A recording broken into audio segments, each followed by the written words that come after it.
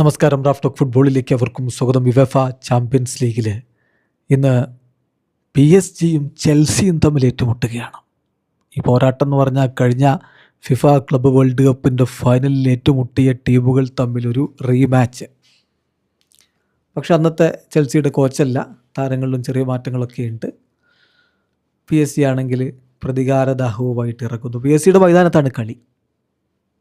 French ടീമിനെ നന്നായിട്ട് അറിയാവുന്ന ലിയാം റോസ്നിയറാണ് ഇപ്പോൾ ചെൽസിയുടെ കോച്ച്.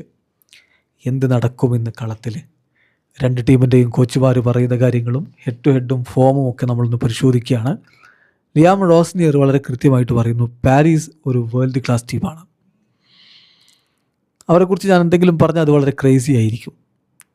അവർക്ക് വേൾഡ് ക്ലാസ് പ്ലെയേഴ്സ് ഉണ്ട്, വേൾഡ് ക്ലാസ് മാനേജറുമുണ്ട്. പക്ഷേ ഞങ്ങൾക്കും അങ്ങനെയൊക്കെ തന്നെയാണ്. നമ്മൾ ഓർക്കേണ്ട ഒരു കാര്യം, ഇത് 2 legged ടൈ ആണ്. സോ നമ്മൾ വളരെ ഡിസിപ്ലിൻഡ് ആയിട്ട് കളിക്കണം. എനിക്ക് നല്ല കോൺഫിഡൻസ് ഉണ്ട്. ഒരു വ്യക്തി എന്ന നിലയിൽ എനിക്ക് കാര്യങ്ങൾ ഹാൻഡിൽ ചെയ്യാൻ പറ്റുമെന്നുള്ള കോൺഫിഡൻസ് ഉണ്ട്. അതുപോലെ തന്നെ എൻ്റെ ടീമിലും എനിക്ക് കോൺഫിഡൻസ് ഉണ്ട്. അത് നല്ലൊരു കോമ്പിനേഷനാണ്. ഞാൻ ഈ ഗെയിമിനെ കുറിച്ച് മാത്രം അങ്ങ് പറയുകയല്ല, ലോങ് ടേമിലേക്ക് നമുക്ക് അച്ചീവ് ചെയ്യാനുള്ള കാര്യങ്ങളെക്കുറിച്ച് കൂടിയാണ് ഈ പറയുന്നത് എന്ന് ലിയാം റോസ്നിയർ പറഞ്ഞു. വലിയ പ്രതീക്ഷ അദ്ദേഹം പങ്കുവെക്കുന്നുണ്ട് എന്നർത്ഥം. അതേസമയം ലൂയിസ് എൻട്രിക്ക പറയുന്നു, ഈ കളിയിൽ ഞങ്ങളുടെ ഓപ്പണൻസിനേക്കാൾ കൂടുതൽ ബോൾ ഞങ്ങൾ കയ്യിൽ വെക്കാൻ ഞാൻ ആഗ്രഹിക്കുന്നു. അതാണ് ഞാൻ പ്രിഫർ ചെയ്യുന്നത്. പക്ഷേ അവരും വളരെ എഫക്റ്റീവ്ലി കളിക്കുന്നവരാണ്. എന്നാൽ ഞങ്ങൾക്ക് വളരെ കാമായിട്ട് കാര്യങ്ങൾ കൈകാര്യം ചെയ്യാൻ പറ്റുമെന്ന് ഞാൻ പ്രതീക്ഷിക്കുന്നു. ചിലപ്പോൾ ഇത്തരം കളികൾക്ക് മോട്ടിവേഷൻ കൂടിപ്പോയാലും പ്രശ്നമാണ്. Excess motivation can be a problem.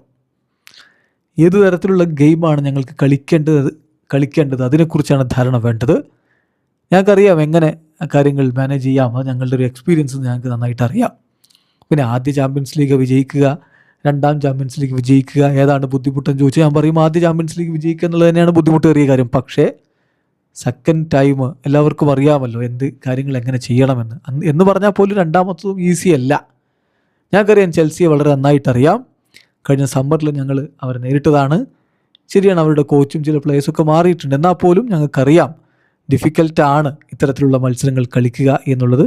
ഏതായാലും വിജയം ലക്ഷ്യമാക്കിയാണ് ഞങ്ങൾ ഇറങ്ങുന്നത് എന്ന് ലൂയിസ് എൻട്രിക്കയും പറയുമ്പോൾ ഇന്നൊരു മികച്ച പോരാട്ടം തന്നെയാണ് നമ്മൾ പ്രതീക്ഷിക്കുന്നത്.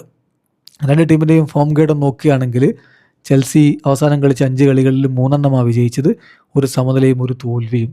അതുതന്നെയാണ് PSG-യുടെയും അവസ്ഥ. അവസാനം കളിച്ച 5 കളികളിൽ 3 വിജയവും ഒരു സമനിലയും ഒരു തോൽവിയും. ഹെഡ് ടു ഹെഡ് നോക്കുകയാണെങ്കിൽ ഇപ്പോൾ PSG 3 കളികൾ വിജയിച്ചപ്പോൾ ചെൽസി 2 കളികളാണ് ജയിച്ചത്, 3 കളി സമനില. ഇതാണ് UCL-ലെ കണക്ക്, ഒഫീഷ്യൽ വെബ്സൈറ്റ് നൽകുന്നതാണ്. 10 ഗോളുകൾ PSG അടിച്ചപ്പോൾ 11 ഗോളുകൾ ചെൽസി അടിച്ചിട്ടുണ്ട്. അപ്പോൾ കട്ടക്കുള്ള ഒരു പോരാട്ടമാണ് നമ്മളിന്ന് പ്രതീക്ഷിക്കുന്നത്. വീഡിയോ അവസാനിക്കുന്ന ഫുട്ബോൾ ലോകത്തെ കൂടുതൽ വിശേഷങ്ങളുമായി റാഫ് ടോക്സ് എത്താം.